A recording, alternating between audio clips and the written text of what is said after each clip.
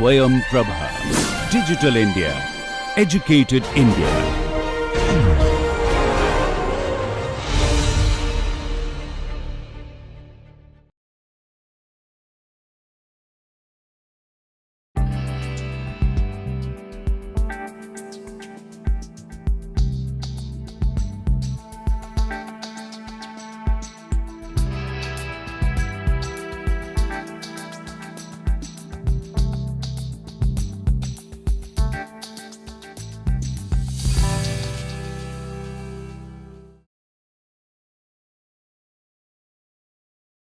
Hello friends, we are back with the fifth module of our MOOCs course, where we are discussing about the reactor thermal hydraulics, and today in this second lecture we are trying to wrap up this particular chapter. As was discussed in the previous module, or rather previous lecture, the term thermal hydraulics relates to the fluid flow and heat transfer behavior, and hence in this particular module we are focusing on the heat transfer aspects inside the reactor. That is the amount of energy which has been released because of fission reaction, how that can get transferred to the coolant which is flowing around the fuel rods or fuel elements, that we are discussing here, and what are the corresponding temperature profiles, that is generally a primary importance or primary interest in this particular chapter. So, if we quickly revisit what we have done in the previous lecture, we discussed about the homogeneous and heterogeneous nuclear reactor. In a homogeneous nuclear reactor, we have an uniform distribution of fuel and moderator. Basically, most of the homogeneous nuclear reactors are of aqueous solution type, where some nuclear aqueous solution of a nuclear salt like uranium sulphate or uranium nitrate is present, and if we take a sample from anywhere in the reactor, we are going to get the same kind of chemical composition. While homogeneous nuclear reactor has several advantages, but there are quite a few disadvantages also, particularly from kinetics and control point of view, and that is why the use of homogeneous reactors, particularly the aqueous homogeneous reactors, are restricted to small scale applications such as medical isotope separation or hydrogen production by radiolysis. And for power generation purpose, we almost universally use heterogeneous reactors, where fuels and moderators are placed as discrete elements, generally following some kind of regularized pattern. We have also discussed about different properties of fuel and cladding, and now we know what are the desirable properties that we need to have for a fuel, like high thermal conductivity, corrosion resistance characteristics, good mechanical strength at elevated temperature. Cladding has a big role to play in the last point, that is cladding is some kind of jacket which covers the fuel, thereby providing its structural solidity, and the cladding material should also have very low absorption cross section and high thermal conductivity. Sometimes it can also provide some additional or extended heat transfer surfaces, particularly when we are using some kind of gas as a coolant. Then we go into the general energy consideration, and there we have seen that while generally more than 200 MeV of energy is produced for every fission reaction, we can get only about 75 to 80% of that transferred to the coolant, while remaining goes in the form of radiation primarily. The volumetric energy generation can be related by relation like this, where ER prime is actually that effective energy that is available from a reaction, and phi represents the neutron distribution inside the reactor. This is of course at a particular location this integration is done. So, in a way you can also say this volumetric generation that we are writing, this is actually a function of R. And then we discussed a specific case for a cylindrical reactor which contains a large number of cylindrical fuel rods. Capital R is the radius of that reactor and capital H is the height of that cylinder, and accordingly we got this particular solution for this heat generation, and it is seen to be a function of both R, which is the radial direction coordinate, and Z, which is the axial direction coordinate. And finally, we have done the heat transfer analysis for two simplified geometries. Commonly in nuclear reactors, fuels are present either in the form of rectangular plates, very thin rectangular plates, and also cylindrical fuel rods. Those rods generally are such small diameter, they are often referred as fuel pins. So, we have done quite simplified heat transfer analysis for both the cases by assuming constant constant properties for both fuel and cladding, and also a very important assumption by assuming uniform rate of heat generation throughout the reactor. This was the solution that we have obtained for a plate type reactor, where we have calculated this temperature difference that we may have across the fuel and also the temperature difference we may have across the cladding. This gap situation we have not analyzed, but practical reactors may have a gap also, an air gap between the fuel and the cladding, and also we have derived expression for this film temperature difference, which is actually the temperature difference across the coolant boundary layer on the surface of the cladding. And we have also got, by assuming some temperature value for the fuel center line, we have got expressions for the temperature at the fuel cladding interface, at the cladding outer surface, and also for the bulk of the fluid.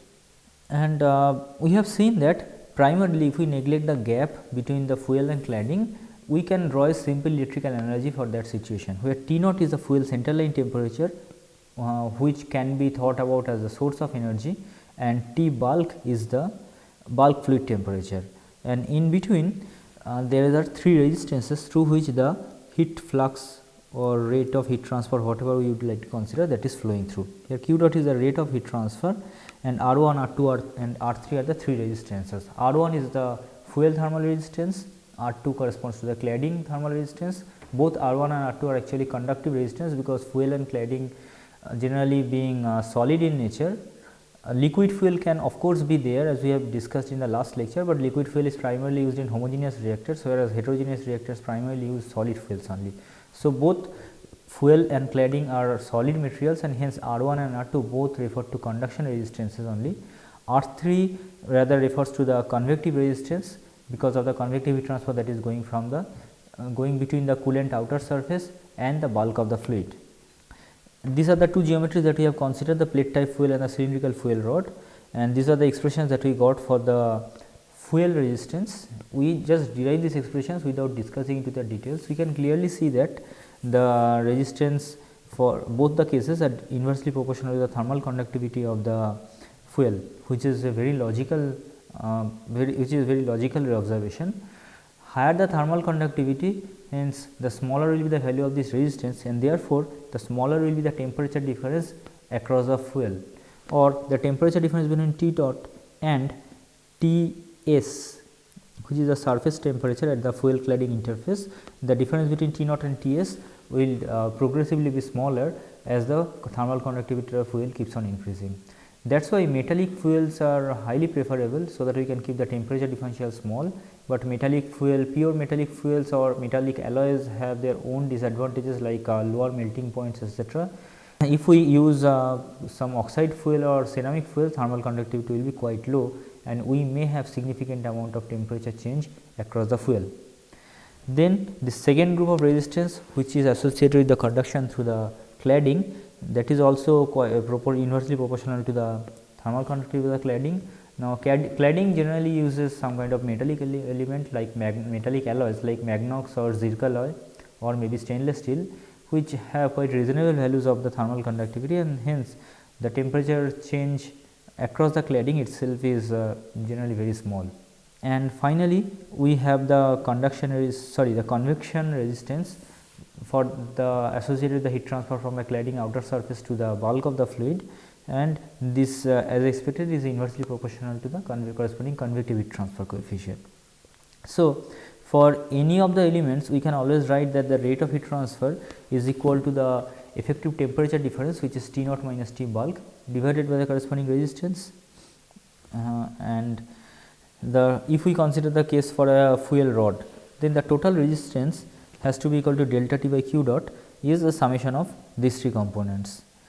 The first one refers to the conductive resistance to the fuel, second one is the same for the cladding, and third is of course the convective resistance, convective film resistance I should say. So, we can take 2 pi h outside the bracket and we get a simplified form.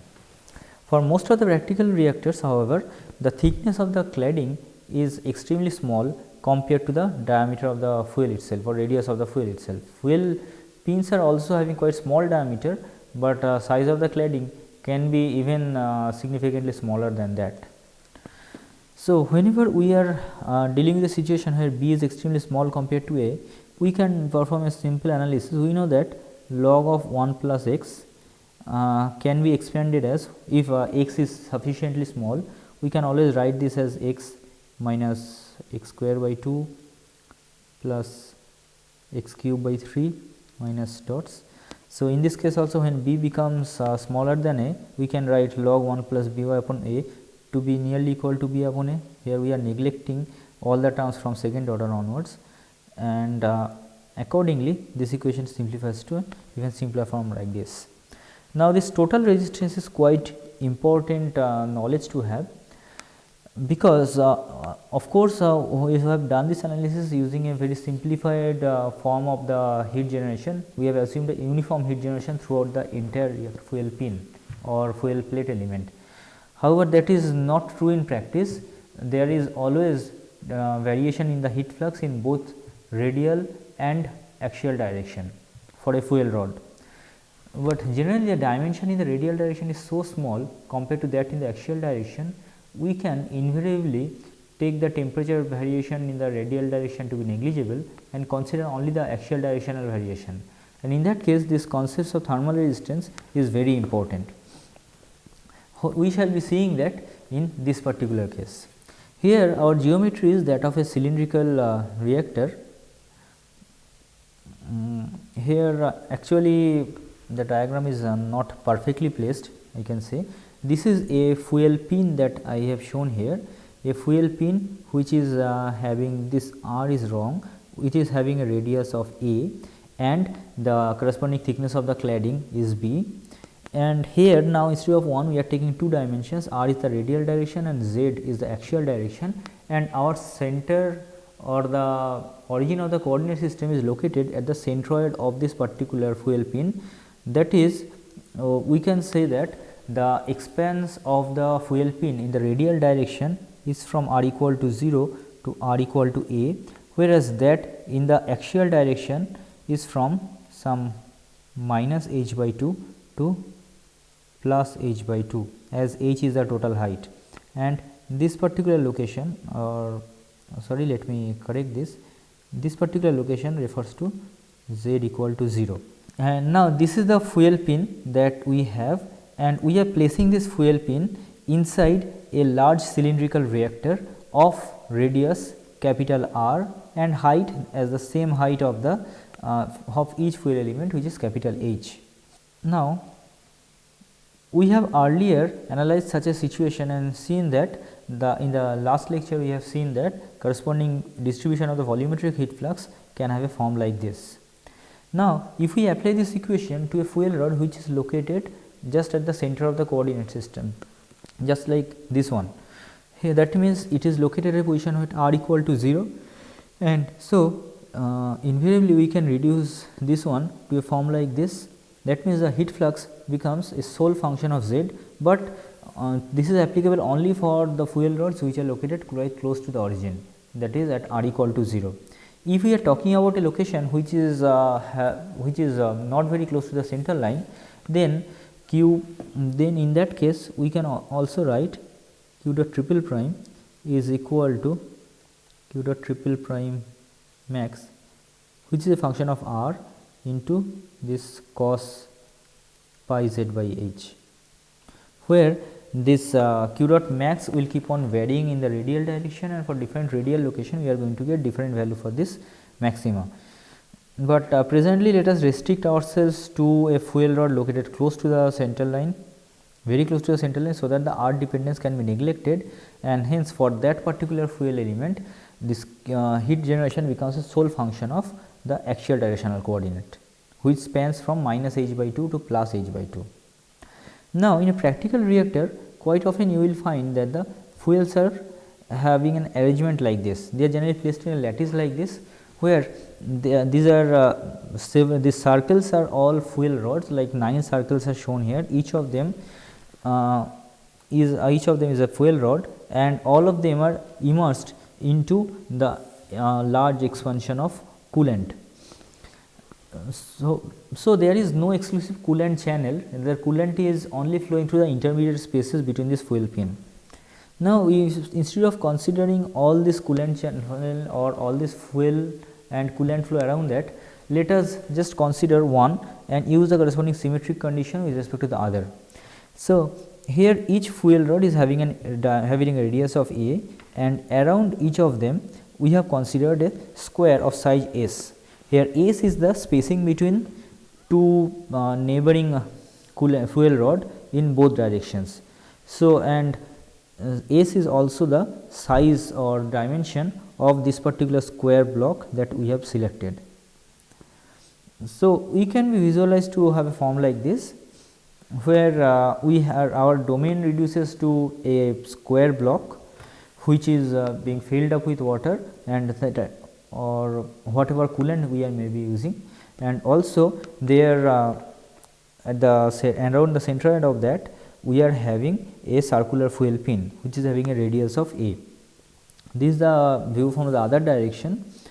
Here let us consider an infinitesimally small portion of this particular fuel rod and surrounding coolant which is having a height of dz. So, if we apply an energy balance, whatever amount of energy that has been produced by this particular fuel element over which is having, let us say the fuel element is having cross section area of F and its height is dz. So, over this volume of AF into dz, whatever amount of energy the fuel releases, the entire amount of energy can be visualized to be consumed by the fluid which is restricted within this area AC. Accordingly, we may write this particular energy balance equation, where dq dot is the amount of energy released by the fuel element over the small portion of dz, and this is the corresponding temperature rise of this fluid. M dot C is the corresponding mass flow rate, and dTB is the temperature difference of the temperature difference the fluid experiences while passing through this infinitesimally small time of dz. Now, dq dot can be visualized as the, instead of writing power, we can consider this one to be the volumetric power multiplied by the total area of the heat transfer surface. So, here the heat transfer is taking place from the fuel towards the surrounding coolant, and in this case the effective area has to be the fuel surface area which is AF. And now, on the right hand side we can expand this mass flow rate as the product of rho and the corresponding cross section area of the channel in and the velocity, but it is not necessary also. If we reorient that using the original form, then the temperature difference of the fluid across the channel comes out to be this particular form, and then if we put now the expression for the heat flux, which is of course a, as we have neglected any kind of radial variation. So, the only variation that remains is in the axial direction, which is following cosine function, and therefore, this temperature difference is also found to be a cosine function. We need to integrate this function from the inlet of the channel till the end of the channel, or maybe till some intermediate location, so that we can calculate the temperature of the coolant at that particular location. So, this is where we are performing the integration from some minus h by 2, which refers to the inlet of the channel, to z, which can be some arbitrary location inside the channel, and corresponding temperatures are dT B naught refers to the temperature at the location h naught, or I should say minus h by 2. dT B naught refers to the, this refers to the temperature of the coolant at this particular location, which can be visualized as the inlet to the channel. So, after performing this integration, this is the expression that we are going to get, where we are having T B naught, the inlet temperature for the coolant, and then some constant terms, and finally a sinusoidal component. Here the total temperature rise of the coolant can be obtained by putting minus h by 2 in the above equation, and hence that again brings some sort of, this again it is some sort of constant, as you can see. If we do not consider the radial variation in the maximum heat flux, other terms all are constant, and here this numerator can also be replaced with the term V rod, where V rod refers to the volume of each fuel rod. Now, how it can be the volume of each fuel rod? That should be the cross section area of the fuel rod into H, and its cross section area is pi a square into H. So, the term a square H in this equation can be replaced by the volume of the rod divided by pi, which exactly we have done here. This is the total change in the coolant temperature during its passage from the passage to the reactor, and if we use this expression for this total temperature rise, then the temperature profile for the coolant can also be written in a form like this. And also the term beta that we are using as an abbreviation, that is nothing but pi by h. So, for a cylindrical fuel element now, we know that the temperature difference across the coolant film, that is temperature at the cladding surface minus the bulk fluid temperature, is something like this. Now, if we use the concept of the, this is the concept of the thermal resistance. So, if we put the expression for T c or rather T bulk into this, which we have just obtained in the previous slide here, this, then we can get this particular expression, which here, which can be simplified by putting the expression for, actually not simplified, we can expand this, the q dot, the rate of heat transfer that is there, that has been replaced by corresponding cosine term, and finally we arrive at this, that is the variation of coolant temperature in the axial direction can directly be related to the coolant inlet temperature, and the sine and cosine term with beta in as one of the coefficients, or beta embedded in the bracket. Here this theta c is actually a shorthand form that we are writing, which is equal to a square into q triple prime dot max divided by twice a plus b into h, which we have used only to keep this equation slightly shorter. Similarly, we can also calculate the temperature at the interface between the fuel and cladding, and also you can calculate the fuel centerline temperature. That is exactly that has been attempted to. This is the centerline temperature. Here TSZ refers to the temperature at the interface between fuel and cladding, and we get a much bigger expression for this, like here we have two different resistances coming in. This one corresponds to the film resistance and this one corresponds to the cladding resistance. And finally, if we write the expression for T naught Z, which is actually the temperature at the center line of the solid, then we get the same form, but now we have three electrical resistances, while this one corresponds to the cladding, this one corresponds to the conductive resistance for the fuel. And this is the typical temperature variation that we may find for a cylindrical reactor generally, while this one is for the coolant. This is the inlet of the channel, this is the exit of the channel, and this is the center line in the axial direction. So, as we move towards the exit, the coolant is getting more and more energy, increased amount of energy because of the fission energy release, and hence the coolant temperature continues to increase, unless of course it reaches some prescribed value. However, that is not true for the other two temperatures of interest. One is the fuel centerline temperature and other is the cladding surface temperature. This Tm refers to actually fuel centerline temperature as per our terminology. You can see both the cases, both the profiles show a maxima. So, the location of this maxima for the cladding surface temperature can be found by setting that ddz of cladding temperature to equal to 0, which reduces to a form like this, and after performing the differentiation we are having this, and finally we get the location of this optimum cladding surface temperature. Similarly, you can also calculate the location of the optimum fuel centerline temperature. Now, that is by setting dTf dz equal to 0, and corresponding form is this, and we get z center line, optimum value of z center line equal to 1 by beta into tan inverse delta Tb by 2 theta bar c.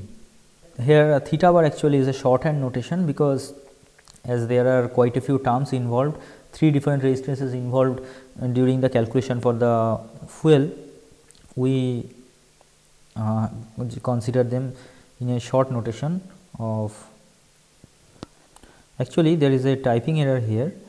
Here this is this theta c bar that I referred to, and this should be theta c that we are using from the earlier slide onwards. So, this way we can calculate the optima for both the profiles. If we want, we can also calculate the optimum location for the temperature, where the temperature is maximum at the fuel cladding interface, but generally that is not of a great interest. Our major interest is to know where the fuel center line temperature is maximum, that we can obtain here. And by putting these expressions for Z optima in the corresponding temperature expression, we can also get the value of this maximum temperatures, like the maximum cladding surface temperature, or maximum fuel center line temperature, or maximum temperature value at the interface of the fuel and cladding. But those generally are quite big expressions, that is why they have been avoided here. Next, we need to know about the heat transfer coefficient. We know that generally there are 3 resistances that we have seen. One important thing is that the analysis that we have just done, while the concept of the thermal resistances were developed following an uniform heat transfer distribution or uniform value of the heat generation throughout the reactor, but when we are having some kind of distribution for the heat generation in the radial and axial direction both, we can still use the concept of those resistances. And 2 of them being conductive resistances, they are very standard, because the thermal once we have selected the material, we know its thermal conductivity and corresponding resistances values.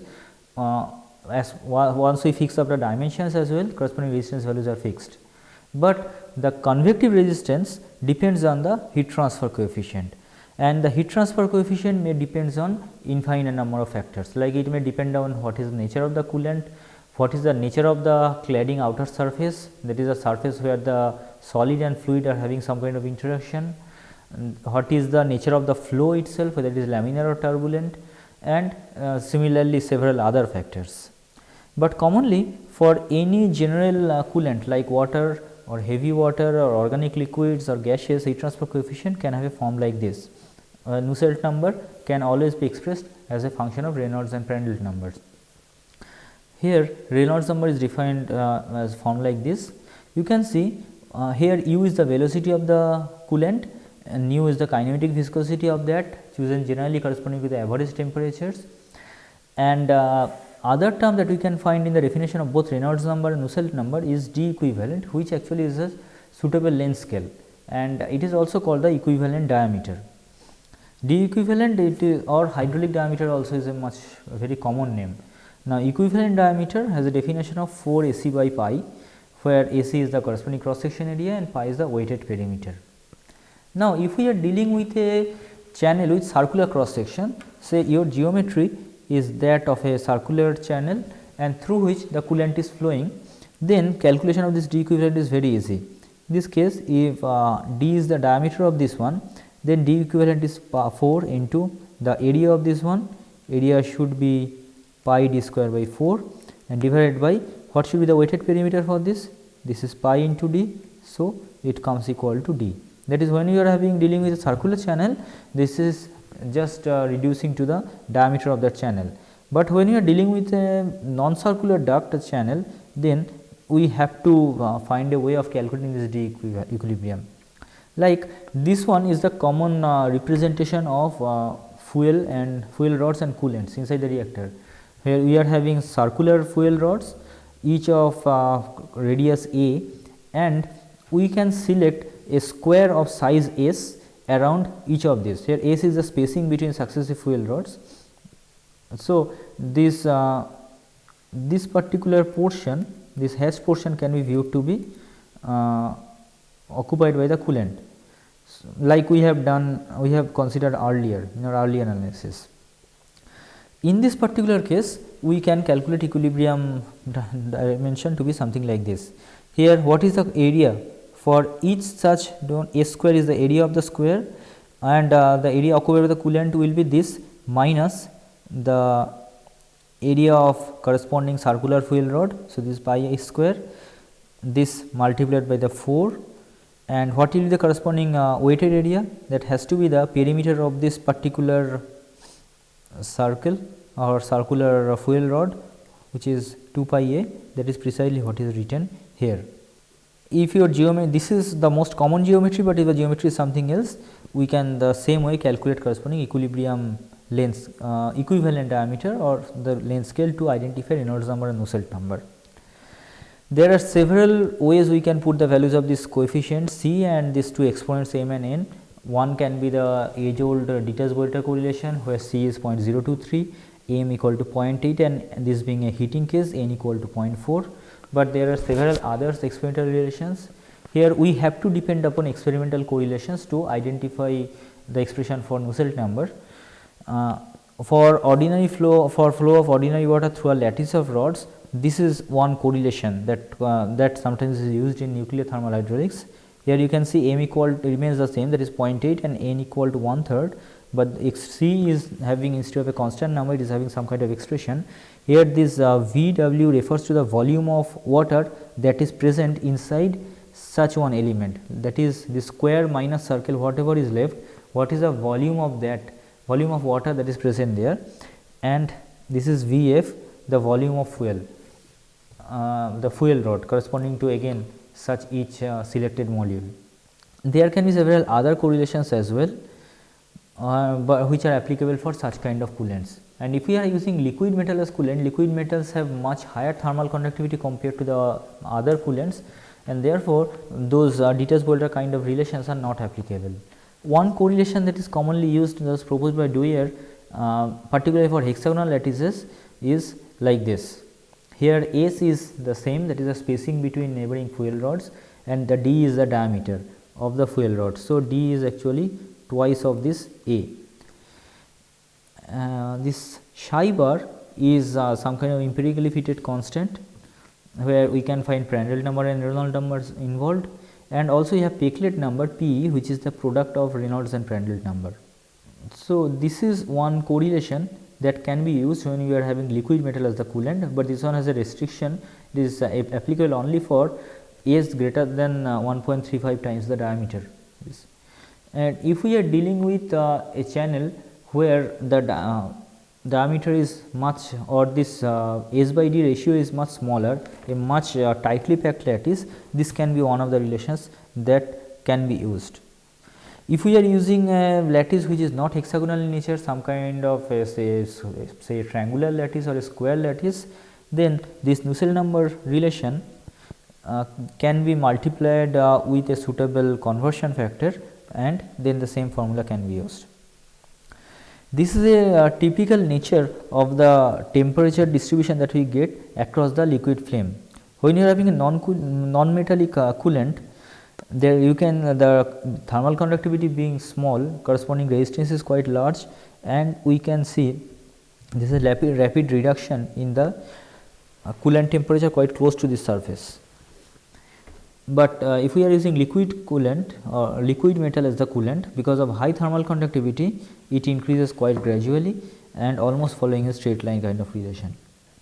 But this is applicable, these relations are applicable when we are dealing with single phase coolant. But there may be several situations, particularly in boiling water reactors, where actually there is a phase change involved inside the reactor. That is, liquid coolant like liquid water enters the channel, there after absorbing heat it reaches the corresponding saturation temperature, and then again it can start to get converted to vapor phase. So, in such kind of situation we need some knowledge of boiling heat transfer.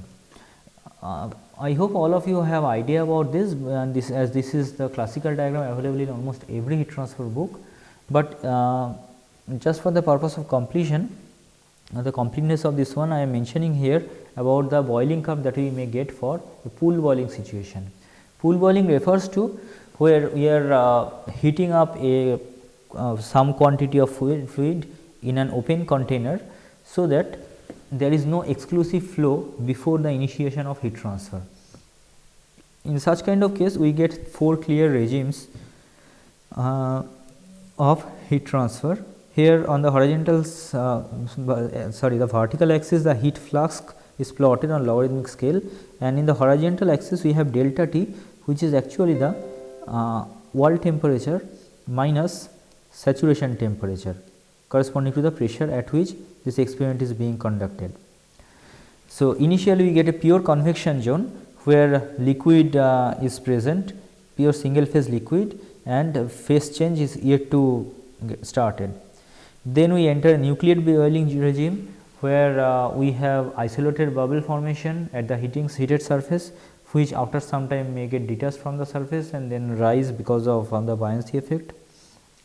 Then something not marked here, this is an intermediate zone where it is difficult to say exactly what is happening, and then we have a stable film boiling zone where a film of liquid, or I should say a film of vapor, is formed on the heated surface. This intermediate zone can have characteristics of both nucleate and film boiling. This particular point corresponds to the maxima in the maximum heat flux corresponding to a nucleate boiling regime, and it is hence called a critical heat flux.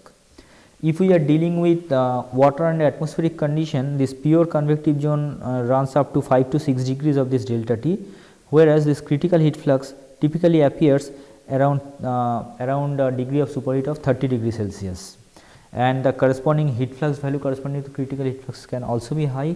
It is invariably greater than 1 megawatt or 10 to the 6 watt per meter square, because this is heat flux that we are talking about. But this applies to pool boiling, and the situation that we are having here, that is not pool boiling, rather that is flow boiling situation, as the liquid is flowing as it is entering the channel. So, in that kind of situation, this is again a classical diagram. Here a liquid is flowing upwards through a heated channel. So, it enters as a single phase liquid here and continues to remain a single phase liquid till location somewhere here, where we can see small bubble that may generally gets formed at the surface, and as we keeps on moving upwards, those bubbles keep on increasing in size, and then this starts getting separated from the walls. As we move further, these smaller bubbles generally agglomerate together to form bigger bubbles, and in case of bigger bubbles we get the slug flow regime, and the corresponding bubbles are called slug bubbles or Taylor bubbles. These bubbles are generally of a bullet shaped, that is having a rounded head and quite flat on the rear side. As we move further down, this bubble flow gives rise to the annular flow regime. In the annular flow regime, we have liquid restricted only to the wall and the vapor occupying most of the center part of this heated channel, and this way it keeps on going. In practical reactors, we generally do not go up to the annular flow regime, or may reach quite close to that, but we generally do not want to go even beyond, where the entire liquid gets converted to vapor and we are dealing with something like a single phase vapor zone. Corresponding heat transfer variation, or the wall and fluid temperature variations, are shown alongside, where the surface temperature that keeps on increasing till some point here, or I should say the surface temperature initially increases, and once the small bubble starts to appear somewhere here, this surface tension, the corresponding wall and fluid temperature variation is shown here. Initially both the temperature keeps on increasing almost in proportion till small bubble starts to appear somewhere here, the small bubble starts to appear. But interestingly, in this zone the fluid temperature is yet to reach the saturation, and that is why they are often called the subcooled boiling zone. Subcooled boiling is a situation where the walls are at a temperature higher than the saturation, and that is why small bubbles may start appearing at the walls. But as soon as those bubbles get separated from the walls, they come in contact with highly subcooled liquid, and therefore they gets condensed. As the temperature of the bulk fluid keeps on increasing and is about to reach the saturation, then some of the subcooled bubbles may survive in the bulk of the liquid as well. But once the bulk of the liquid reaches saturation, then we call that saturated boiling.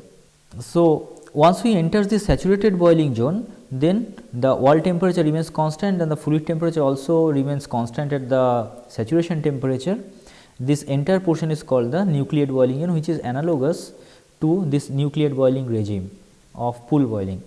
But this saturated nucleate boiling continues till the appearance of the annular flow regime, where we have the forced convective heat transfer, and finally the liquid deficient zone, where the film on the wall that completely evaporates.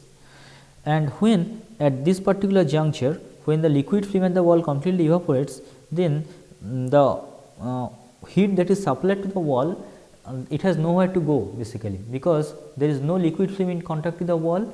There are only vapor which is having a very poor conductivity, and maybe some small liquid droplets which you can find here in these which are just floating around in the vapor, and they are not likely to come in contact with the wall. And therefore, there is a sudden decrease in the communication between the heat transfer communication between the wall and the fluid, which is referred as the dry out. So, in the dry out zone, you can clearly see that the temperature of the wall suddenly jumps to a very high value, and this difference can be quite significant. Fluid temperature continues to be the saturation temperature till all these liquid droplets completely evaporates, and then once it reaches a perfect vapor situation, then only it starts to increase. This entire topic of boiling, heat transfer, or this flow and pool boiling is extremely complicated and requires I should say several lectures for this, but as our purpose is only to get an idea about the nuclear thermal hydraulics, so just to know the names of all these regimes is sufficient. So, you can see that in a typical coolant flow through a channel in something like in a boiling water reactor, we get different regimes, like initially a single phase liquid regime, then a subcooled boiling regime, then saturated nucleate boiling regime, a forced convective heat transfer regime, and finally liquid deficient regime going to the convective heat transfer to single phase vapor. And in terms of the flow regimes, that is the visual nature of the flow regimes, we may have a bubbly flow, then we may have a slug flow and giving to annular flow, and finally a drop flow regime where we are only having liquid drops floating in vapor phase. If we look further into the subcooled boiling part, till some point which is called ONB, that is onset of nucleate boiling, it is only single phase vapor, something like this. Here the flow is considered from somewhere downstream location in the upward direction. But ONB2, something called FDB, the fully developed boiling, there are only very minor, almost microscopic level vapor bubbles can be identified on the walls. As we reach this fully developed boiling zone, the temperature difference between wall and saturation temperature difference between the saturation temperature and the bulk fluid temperature is much smaller. So, much bigger bubbles can be seen on the walls, but still there are no vapor bubbles in the bulk of the fluid, because in the bulk, in the close to the center line, the temperature is way below the saturation. Then we reach something called OSV, onset of significant void. This is the location from where the bubbles can actually survive even after getting detached from the wall, because here the degree of subcooling for the liquid is quite small, and very soon the entire fluid reaches the saturation temperature. So, the mechanism of subcooled boiling is quite very much different compared to what we have in case of saturated boiling. In case of saturated boiling, the entire fluid is already at the saturation temperature, and so whatever heat that is supplied, that entirely is spent to vaporize the fluid, that is entire heat contributes as latent heat. However, in the subcooled boiling zone, a part is utilized as latent heat to produce vapor on the walls, but a major part is utilized in heating the single phase liquid, and accordingly we need to use different kind of heat transfer correlations for subcooled boiling zone and the saturated boiling zone. For subcooled boiling zone, the Jaynes and Lotus correlation is preferred, which is having a form like this. Here this G is the mass flask, which is basically the mass flow rate divided by cross section area of the channel, mass flow rate of the coolant by the cross section area, and delta T sub is the degree of subcooling at that particular location. Delta T sub, as I have mentioned, it is just saturation temperature minus bulk fluid temperature. M and H is the heat transfer coefficient. M and C are two coefficients which depends on the local pressure, and these are some representative values. Once we reach the saturated boiling zone, particularly in smooth circular tubes, this is one relation that can be used. You can see it is a quite complicated form actually. There are several such correlations exist, because this is an active area of experimental research, and it has been found that this heat transfer correlations can depend on infinite number of factors when two phase flow is involved. this is just a representative one to give you an idea how complicated it can be. You can see on the left hand side we have H upon H single phase. Here HSP refers to the single phase heat transfer coefficient, means instead of being a two phase mixture, if the entire fluid is flowing as a single phase liquid, then what would have been the corresponding heat transfer coefficient, and this HSP can be calculated using something like Dietz-Bolte relation or maybe the one that I have referred earlier. On the right hand side, first we have the density ratio. Here rho f is the saturated liquid density and rho g is the saturated vapor density. Fr is the Froude number. A Froude number is not a non-dimensional number which presents the ratio of inertial and gravitational forces, and Froude number typically is defined as root over u square by g into L, where u is the velocity of the fluid, g is the gravitational force and L is some suitable length scale. Like if we are talking about flow through a smooth circular tube, then L can be the diameter of the tube. So, it is u by root over g into d in that kind of situation. And this function f, function of Froude number, this actually depends on the exact orientation of the flow, that is we are having an upward flow or downward flow, maybe some idea about the surface roughness, etc. Then we have this is the heat flux that is applied to the wall, HFD is the latent heat of vaporization and G is the mass flux which I have just mentioned. And finally, there is another Gs which is actually a coefficient which depends on the combination of the metal that is used in the surface and the fluid itself. And X bar is the mean vapor mass fraction which is defined like this, is the area averaged mean for mass fraction, because in a single cross section there may be significant difference in the mass fraction value.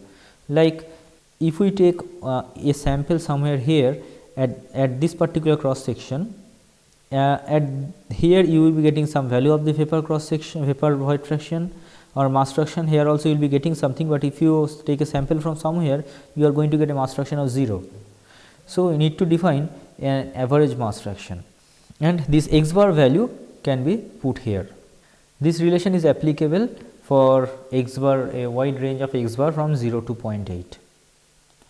So, the choice of heat transfer coefficient is a complicated topic in not only in nuclear thermal hydraulics, but any heat transfer applications, as we are depending on experimental heat transfer correlations. So, before picking one, we should be very careful whether that is at all applicable for our case or not. Like in this, the last one that I have mentioned, it is applicable for a wide range of x bar, that is 0 to 0.8. But say the situation you are dealing with that is having a very high vapor mass fraction somewhere close to the channel outlet of your channel, which is something like 0.9, then this is not at all applicable. We have to find something suitable. So, this takes us to the end of this particular module. Here we have learned about homogeneous and heterogeneous reactors. We have seen that homogeneous nuclear reactors are primarily used for small scale applications, medical isotope production or hydrogen production kind of research, but heterogeneous reactors are primarily used in power generation, where we have fuel and moderator placed in a repeated pattern of discrete bodies. We have discussed about the desirable properties of fuel and cladding material. Large thermal conductivity and high melting point is preferred for a fuel. Cladding provides a structural support to the fuel and can also aid heat transfer, particularly in gas cooled reactors. Then we have discussed about the energy that can get transferred or that is physically practically available for transfer to the coolant, and that is generally 75 to 80% of the total that is released during fission. Thermal resistance of fuel, cladding and coolant film must be considered during thermal appraisal, and can be some further resistances, like if there is any gap between fuel and cladding surfaces, some further resistances may come into picture. Both neutron flux and power generation strongly varies along the height of a reactor. So, during the analysis we need to take that into consideration. While bulk fluid temperature continuously increases, during such analysis we have found that temperature at the cladding surface and fuel center line both show a maximum, and we have derived mathematical ways of estimating the corresponding location and also the value of concerned temperature. And finally, we have discussed a lot about heat transfer coefficients, both single phase and two phase versions, and we have concluded that proper care must be exercised while selecting the correlation for heat transfer coefficient. So, this is where I would like to finish the fifth module, where I discussed about thermal hydraulics. There are quite a few small problems that you can solve on this. Please follow all the mathematical parts, that whatever derivations that I have done here, try to do all the derivations on your own and then check back with the slides whether they are correct or not. And in the assignments, mathematical problems will be there. Please try to solve them. If you find any issue, do not hesitate to communicate to us. We are ready to reply to you. Thanks a lot.